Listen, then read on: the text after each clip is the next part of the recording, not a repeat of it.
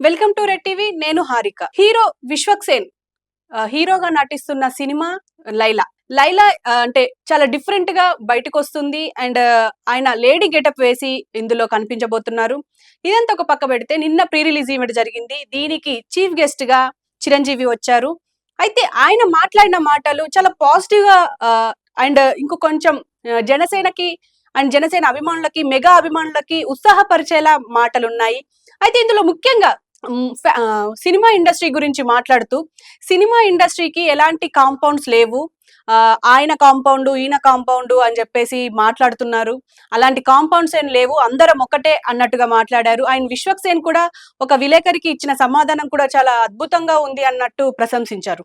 అయితే ఇంకొక మాట ఏమన్నారంటే, ప్రజారాజ్యం ఎప్పుడైతే చిరంజీవి ప్రజారాజ్యం పార్టీ ఏర్పాటు చేశారు, మళ్ళీ కాంగ్రెస్ లో కలిపేశారు. అయితే దీనికి సంబంధించి మాట్లాడుతూ, ప్రజారాజ్యమే రూపాంతరం చెంది జనసేనగా మారింది. ఇప్పుడు జనసేన చాలా సక్సెస్ఫుల్ గా ఎక్కడ చూసినా జనసేననే, జై జనసేన అంటూ జన సైనికులకి ఇటు మెగా అభిమానులకి ఉత్సాహపరిచారు. అయితే దీనికి సంబంధించి అంటే ఈయన ఇలా మాట్లాడడానికి అండ్ ఇందులో ముఖ్యంగా పుష్ప 2 గురించి కూడా ప్రస్తావిస్తూ, అంటే అల్లు అర్జున్ మంచి సక్సెస్ అందుకున్నారు, దీనికి చాలా సంతోషంగా ఉంది అనుకుంటా మాట్లాడారు. కానీ ఇక్కడ చాలా మంది మాట్లాడుతుంది ఏంటంటే, అంటే ఇప్పటి వరకు మనం డిస్కస్ చేసింది ఏంటి సోషల్ మీడియాలో గానీ బయట మీడియాలో గానీ, మెగా అభిమానులు, మెగా అండ్ అల్లు ఫ్యాన్స్ చాలా గందరగోళం సృష్టించారు అని చెప్పేసి మాట్లాడుకున్నాం. అండ్ వాళ్ళకు వీళ్ళకు పడట్లేదు అనుకున్నాం. కానీ ఇప్పుడు ఆయన మాటల్ని చూస్తే మాత్రం చాలా పాజిటివ్ వేలో ఉన్నాయి. దీని అంతటిని మనం ఎలా చూడొచ్చు అనేది మనకు లైన్ లో సీనియర్ జర్నలిస్ట్ కిరణ్ కుమార్ గారు ఉన్నారు. ఆయనతో మాట్లాడే ప్రయత్నం చేద్దాం. సార్, మీరు నిన్న ప్రీ రిలీజ్ ఈవెంట్ చూసుంటారు లైలాకి సంబంధించి. చిరంజీవి మాటలు చాలా అద్భుతంగా ఉన్నాయని చెప్పేసి చాలా మంది ప్రశంసిస్తున్నారు అండ్ చాలా పాజిటివ్ వేలో ఉన్నాయని కూడా మాట్లాడుతున్నారు. కానీ ఇక్కడ ముఖ్యంగా అందరు ఫోకస్ చేసేది ఏంటంటే, ప్రజారాజ్యమే రూపాంతరం చెంది జనసేనగా మారింది అని అంటున్నారు.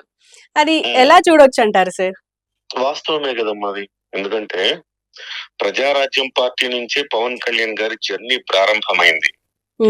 యువరాజ్యం అధ్యక్షులు ఆయన. ఆ రోజు ప్రజారాజ్యం అప్పుడు యువరాజ్యానికి అధ్యక్షులుగా ఉన్నారు ఆయన. అక్కడి నుంచి కొన్ని కారణాల వల్ల ప్రజారాజ్యం పార్టీ అనుకున్న స్థాయిలో విజయాలు సాధించలేకపోయినప్పటికీ అక్కడి నుంచి మళ్ళీ అది విలీనమైపోయిన తర్వాత అది వాళ్ళ ప్రజారాజ్యంలో ఉండే వాళ్లే నిజ వాస్తవానికి యువరాజ్యం అధ్యక్షుడైన ఆయనే ఇవాళ జనసేన పార్టీ అని పెట్టాడు. ఆయన ఎవరు? స్వయాన మెగాస్టార్ చిరంజీవి గారి తమ్ముడు. అదే సమయంలో ప్రజారాజ్యం పార్టీ ఉన్నప్పుడు యువరాజ్యం బాధ్యతలను ఎత్తినేసుకుని రాష్ట్రమంతా తిరిగిన వ్యక్తి. ఆ అనుభవాలు, ఆ రోజు ఆయన చూసిన రాజకీయం ఆయనలో కాన్ఫిడెన్స్ నింపాయి. ఖచ్చితంగా మనము రాష్ట్రంలో 3వ శక్తిగా ఎదగచ్చు అన్న కాన్ఫిడెన్స్ ఆయన కలిగింది. కాకపోతే చిరంజీవి గారి పక్కన చాలా మంది వృద్ధ జంబూకాలు కొంతమంది ఉండి రాంగ్ ట్రాక్ పట్టించారు ఆ రోజు. ఆ రాంగ్ ట్రాక్ పట్టించడం వల్లనే ఆయన ఆ రోజు పార్టీని విలీనం చేయాల్సి వచ్చింది. అది సుతరాము పవన్ కళ్యాణ్ గారికి ఇష్టం లేదు. ఇష్టం లేకపోవడం వల్ల పవన్ కళ్యాణ్ గారు అదే స్ఫూర్తితో, చిరంజీవి గారు ఏదైతే స్ఫూర్తితో పార్టీ పెట్టారో, ఏదైతే సిద్ధాంతాలతో పార్టీ పెట్టారో, అవే సిద్ధాంతాలతో అదే స్ఫూర్తితో మళ్ళీ పార్టీ పేరు మార్చుకొని జనసేన పార్టీ పేరుతోటి జనాల్లోకి వచ్చారు. సిద్ధాంతాలు మారలేదు, దాని యొక్క క్యారెక్టర్ మారలేదు. అదే క్యారెక్టర్ తో ఇవాళ చిరంజీవి గారు ఏం చేశారు? ఆ రోజు 100 సీట్లు బీసీలకు ఇచ్చిన ఏకైక పార్టీ ప్రజారాజ్యం పార్టీ. ఆ రోజు ఈ రాష్ట్రంలో, ఆంధ్రప్రదేశ్ లో 2 సామాజిక వర్గాలకు ప్రతినిధులుగా ప్రాతినిధ్యం వహిస్తున్న పార్టీలుగా చెప్పబడే కాంగ్రెస్ పార్టీ, తెలుగుదేశం పార్టీలు ఉన్నప్పుడు థర్డ్ ఫోర్స్ రావాలి, బీసీలకు, బడుగు బలహీన వర్గాలకు రాజ్యాధికారం రావాలి అన్న ఒక తలంపు, ఒక కాంక్ష ఆంధ్రప్రదేశ్ లో బలంగా ఉంది. కాకపోతే దాన్ని లీడ్ చేసే వాళ్ళు ఎవరు అంటే ఎవరు లేరు. ఆ రోజు చిరంజీవి గారు ఎస్, బడుగు బలహీన వర్గాలకు మనం గొంతుకనవ్వాలి అనుకున్నారు. అదే విధంగా ఆయన అప్పుడు సామాజిక న్యాయం పేరుతో పార్టీ పెట్టారు. మీకు బాగా గుర్తుంటే సామాజిక న్యాయం పేరుతో పార్టీ పెట్టారు. దానికి అనుగుణంగానే 100 స్థానాల్లో బీసీలను నిలబెట్టారు. ఆ రోజు ఏ పార్టీ అయినా కానీ, తెలుగుదేశం పార్టీ అయితే కమ్మ సామాజిక వర్గానికి అత్యధిక సీట్లు ఇచ్చేది. సో వాళ్ళ పర్సంటేజీ 4%, 3-4% ఉన్నా గానీ వాళ్ళ సీట్లు 70 నుంచి 80 సీట్లు రాష్ట్రంలో వచ్చాయి. ఉమ్, రెడ్డి సామాజిక వర్గం 7-8% ఉన్నప్పటికీ వాళ్ళకు కూడా సీట్లు దాదాపు 80 సీట్లు కాంగ్రెస్ పార్టీ ఇచ్చేది. రైట్. కానీ బీసీలు 50% ఉన్నా కానీ బీసీలకు దక్కే సీట్లు చాలా తక్కువ ఉండేవి. ఉమ్, కనీసం 50 స్థానాలు అంటే 100 స్థానాలు కూడా దక్కే పరిస్థితి లేదు. ఒక 50-60 స్థానాలు మాత్రమే దక్కే పరిస్థితి. సో ఆ స్థితి నుంచి మార్చాలి అని చెప్పి ఒక మార్పు రావాలి. ప్రజారాజ్యం పార్టీ నినాదం మనం చూసినా గానీ మార్పు రావాలి, మార్పు కోసం అంటూ మొదలైంది ఆ పార్టీ ప్రస్థానం. అలాగే సామాజిక న్యాయం అనేది ప్రధానంగా వాళ్ళ సిద్ధాంతంగా మారింది. అవే సిద్ధాంతాలు ఇవాళ మార్పు కోసం పవన్ కళ్యాణ్ గారు రాజకీయాల్లో సమూలమైన మార్పులు, ఈ ట్రెడిషనల్ పార్టీలకు భిన్నంగా కొన్ని మార్పులు చేయాలనుకున్నారు. ఆయన చేసి చూపించారు. ఇప్పుడు జై జనసేన అని ఆయన ప్రస్తావించారు. ఎలా చూడొచ్చు అంటారు సార్? తప్పేముందమ్మా, జై జనసేన అని ఆయన ప్రస్తావించడంలో తప్పేం లేదు. ఆయన మనసులో భావం ఎప్పుడు జై జనసేన.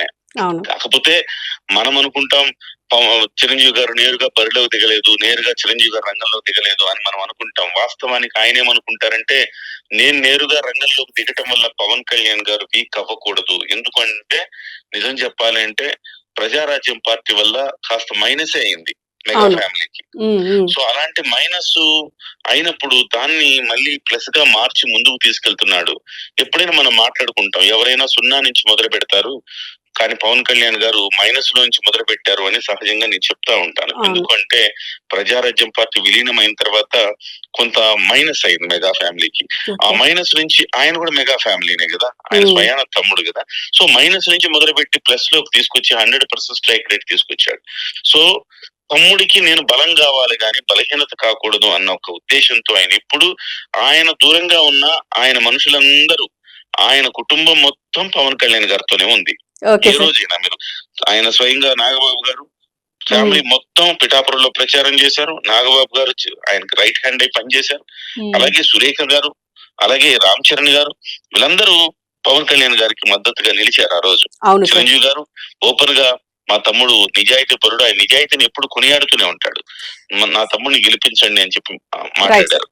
సందర్భంలో కూడా మీకు జనసేన పార్టీకి ఎన్నికలప్పుడు 5 కోట్ల రూపాయల విరాళం ఇచ్చారు. డబ్బులు లేవు జనసేన పార్టీ ప్రచారానికి అనుకుంటే పిలిచి, షూటింగ్ లో ఉన్నప్పుడు పిలిచి 5 కోట్ల రూపాయల చెక్ ఇచ్చారు. సో ఇంకేం కావాలి? ప్రతి సందర్భంలో ఆయన చాటుకుంటూనే ఉన్నాడుగా. ఇవాళ కాకపోతే ఇవాళ ఓపెన్ గా జై జనసేన అన్నాడు. అంతే సార్. సరే, ఇప్పుడు ఇందులో ముఖ్యంగా ఇదే ఫంక్షన్ లో ఇంకో మాట కూడా అన్నారు, అసలు ఇండస్ట్రీకి కాంపౌండ్స్ లేవు, బాలకృష్ణ కాంపౌండ్ లో ఉన్న వ్యక్తికి మీరు ఎందుకు వెళ్తున్నారు అని చెప్పేసి అంటున్నారు. అంటే ఈ కాంపౌండ్స్ ఇంకా కంటిన్యూ అవుతున్నాయంటారా? అంటే ఇప్పుడైతే మాకు లేవు అని అంటున్నారు ఆయన. సహజంగా ఇప్పటి వరకు మనం చూసింది ఏంటంటే, అందరూ కూడా చిరంజీవి అభిమానులు గాని, డైరెక్టర్లు గాని, యాక్టర్లు గాని, ప్రొడ్యూసర్లు గాని చిరంజీవిని చూసి మేము ఎదిగాము, చిరంజీవి గారిని స్ఫూర్తిగా తీసుకుని రంగంలోకి వచ్చామని చెప్పిన వాళ్లే ఉన్నారు ఎక్కువగా. మాక్సిమం 70% నుంచి 80%. అదే సమయంలో ఈ మధ్య కాలంలో బాలకృష్ణ గారికి సంబంధించి కూడా కొంతమంది, జొన్నలగడ్డ సిద్ధు కావచ్చు, లేకపోతే ఈయన విశ్వక్సేన్ కావచ్చు, ఇలాంటి ఒక ఇద్దరు ముగ్గురు హీరోలు బాలకృష్ణను స్ఫూర్తిగా తీసుకుని బాలకృష్ణ అభిమానులుగా వాళ్ళు సినిమా రంగంలో ఉన్నామని చెప్పుకోవడం జరిగింది. అయితే ఇది ప్రధానంగా ఇది ఎవరికైనా ఒక ఆసక్తి కలిగించే అంశం. బాలకృష్ణ చిరంజీవి అనేది బయటకు వాళ్ళు లోపల వాళ్ళ ఫ్రెండ్స్ అయినప్పటికీ బయటకి ఖచ్చితంగా నెంబర్ 1 నెంబర్ 2 గా ఉండేవాళ్ళు. వాళ్ళు 4 పిల్లర్స్ లో వాళ్ళిద్దరు 2 పిల్లర్స్. నెంబర్ 1 చిరంజీవి అయితే number 2 Balakrishna, number 3 Nagarjuna, number 4 Venkatesh. ఇది సహజంగా జరిగింది. సో ఇప్పుడు నెంబర్ 1 నెంబర్ 2 లో ఖచ్చితంగా రైవలరీ ఉంటది. ఆ రోజు రామారావు నాగేశ్వరరావుకి ఎలా ఉండిందో చిరంజీవి బాలకృష్ణ కూడా అలానే ఉంటది ఆటోమేటికల్లీ. సో బాలకృష్ణ అభిమాని ఫంక్షన్ కి చిరంజీవి గారు రావడం ఏంటి అనగానే, సో వాళ్ళ కాంపౌండ్ కదా వీళ్ళ కాంపౌండ్, డెఫినెట్ గా కాంపౌండ్స్ అనేవి ఉన్నాయని చిరంజీవి గారు చెప్పారుగా. కాంపౌండ్స్ అనేవి ఉన్నాయి. ఇప్పుడు దాసనారాయణరావు కాంపౌండ్, ఎంతో మంది దర్శకులు వచ్చారు అక్కడి నుంచి. డెఫినెట్ గా అక్కడి నుంచి వస్తే వాళ్ళ మీద ఒక అభిమానం ఉంటుంది. అయితే ఈ కాంపౌండ్లను చెరిపేసే పని ప్రారంభించిందే నేను అని చెప్పారు ఆయన, చిరంజీవి గారు. అవును, మీరు ప్రతిసారి 80s హీరోస్ హీరోయిన్స్ కలుస్తూ ఉంటారు, దానికి నాంది పలికింది చిరంజీవి గారు. ప్రతి సందర్భంలో అందరినీ కలేస్తుంటాడు. సో ఎటువంటి భేషజాలు లేని వ్యక్తి ఆయన. ప్రతి వాడి సినిమా హిట్ అవ్వాలని కోరుకునే వ్యక్తి. చెప్పారు కదా మీరు, ఇంకో కాంట్రవర్సీ మీరు అబ్జర్వ్ చేశారో లేదో, మీరు అల్లు అరవింద్ గారే ఉన్నారు, దిల్ రాజు గారిని వేదిక మీద పిలుస్తున్నప్పుడు సందర్భంలో దిల్ రాజు ఒక సినిమాని పడేసే ఒక సినిమా అన్నాడు. సో అదే సమయంలో చిరుతకు సంబంధించి మాట్లాడిన మాటలు ఏంటి, చిరుత వెరీ వెరీ యావరేజ్ సినిమా, నా మేనలకు నేను హిట్ ఇచ్చాను అని చెప్పి మాట్లాడుకున్నారు. అవును. కానీ చిరంజీవి ఒక్కసారి కంపేర్ చేయండి ఇద్దరు మాటలు. చిరంజీవి గారు ఏమన్నారు, పవన్ పుష్ప కళ్యాణ్ ఇంత స్థాయికి వస్తే నేను గర్విస్తా, పవన్ కళ్యాణ్ సినిమా హిట్ అయితే నేను గర్విస్తా. అలాగే పుష్ప 2 బంపర్ బ్లాక్ బస్టర్ అయింది, చాలా అవును. హ్యాపీగా ఉంది నాకు, మావాడి సినిమా అయింది అని చెప్పేసి అని అన్నాడు చిరంజీవి. అవును. సో ఈ రెండు వ్యత్యాసాలు, అల్లు అరవింద్ కామెంట్స్ కి చిరంజీవి కామెంట్స్ కూడా మన వ్యత్యాసాలు ఖచ్చితంగా గమనించి తీరాలి. సో మరొకసారి నిరూపించారు చిరంజీవి గారు, అందరం ఒక్కటే, ఫ్యాన్స్ అనవసరంగా కొట్టుకోవద్దు, మేమంతా ఒక్కటే అని ఒక మంచి సందేశాన్ని అయితే అక్కడి నుంచి, నిజంగా విశ్వక్సేన్ సినిమాకి ఎవరు ఊహించరు చిరంజీవి గారు వస్తారని. అవును. ఇంకెవరైనా రావచ్చు హారిక, అవును. ఎందుకంటే డెఫినెట్ గా. అవును. నాగార్జున రావచ్చు, లేకపోతే ఇంకెవరు రావచ్చు, ఇంకెవరు రావచ్చు. కానీ 1 and 2 అనే ఒక rivalry, Nandamuri versus mega rivalry ఎప్పటి నుంచో ఉన్న నేపథ్యంలో నందమూరి హీరో అభిమాని ఫంక్షన్ కి మెగా హీరో వెళ్ళడం అనేది డెఫినెట్ గా అది చర్చనీయాంశమే. Thank you. అది దానికి ఫుల్ స్టాప్ పెట్టి ఒక మంచి సంస్కృతికి సంప్రదాయానికి తెర తీశారు చిరంజీవి గారు అని వాళ్ళు చెప్పుకోవచ్చు. Thank you sir. Thank you very much sir. Okay. చూసారు కదా, అంటే ముఖ్యంగా చిరంజీవి ఎంత స్టేబుల్ గా, ఎంత పద్ధతిగా మాట్లాడారో. అంటే మొత్తానికి అటు జనసేనాని అంటే అటు ప్రజలే, అంటే పబ్లికే అన్న మాటలకి ఆయన స్పందిస్తూ జై జనసేన అంటూ మాట్లాడడం చాలా మంచి విషయం. అండ్ ఇంకో పక్క పుష్ప 2 గురించి కూడా మాట్లాడడం, మా అల్లు అర్జున్ ఇప్పుడు సక్సెస్ ని పొందారు అండ్ పాన్ ఇండియా స్టార్ అయ్యాడు అన్నట్టుగా మాట్లాడుతూ మంచి కలెక్షన్స్ వచ్చాయి, బ్లాక్ బస్టర్ గా నిలవడం మాకెంతో సంతోషంగా ఉంది అని కూడా అన్నారు. అండ్ ఇంకో పక్క ఇప్పుడు మొన్న మనం రీసెంట్ గా చూసాము అల్లు అరవింద్ అండ్ దిల్ రాజుతో మాట్లాడడం. ఆయన ఆ మాటల్ని ఎంతో మంది ఖండించారు. అండ్ అలా మాట్లాడకుండా ఉండాల్సింది, ఎంత వాళ్ళిద్దరి మధ్యలో బాండింగ్ ఉన్నా అలా ఒక మూవీని పడేశారు, ఒక మూవీని లేపారు అనడం అది కరెక్ట్ కాదు అని చెప్పేసి చాలా మంది మీడియాలోనే మాట్లాడారు. కానీ అంటే వీళ్ళిద్దరి మధ్యలో వ్యత్యాసం కూడా చూడాలి అంటున్నారు సీనియర్ జర్నలిస్ట్ కిరణ్ గారు. ఏదేమైనా అంటే ఇది ఒక మంచి పరిణామమే అని చెప్పేసి అయితే మాట్లాడుకోవచ్చు. ఎందుకంటే ఇండస్ట్రీ మొత్తం ఒకటే కాంపౌండ్, ఇంకా ఇతర కాంపౌండ్స్ ఏం లేవు, నేను బాలయ్య బాబు ఒకటే, మేము ఫ్రెండ్సే అని చెప్పేసి చెప్తున్నారు. ఏదేమైనా ఇలాంటివి ఫంక్షన్స్ లో ఇలా అందరూ కలవడం అండ్ ఇలా పెద్ద పెద్ద హీరోలు చెప్పడం, అంటే ఫ్యాన్స్ కొట్టుకోవద్దు, ఫ్యాన్స్ అందరం ఒకటే, అంటే ఫ్యాన్స్ అందరూ ఒక్కటే, మేమందరం బాగుంటున్నాం, కానీ మీరు ఇలా ఎందుకు చేస్తున్నారని చెప్పేసి చాలా పెద్ద స్టార్ హీరోలు కూడా మాట్లాడారు. ఇందులో ముఖ్యంగా ఈ రోజు లైలా ఫంక్షన్ లో కూడా చిరంజీవి మాట్లాడడం చాలా గొప్ప విషయం అని చెప్పుకోవచ్చు. ఏదేమైనా ఇదొక మంచి శుభ పరిణామమే.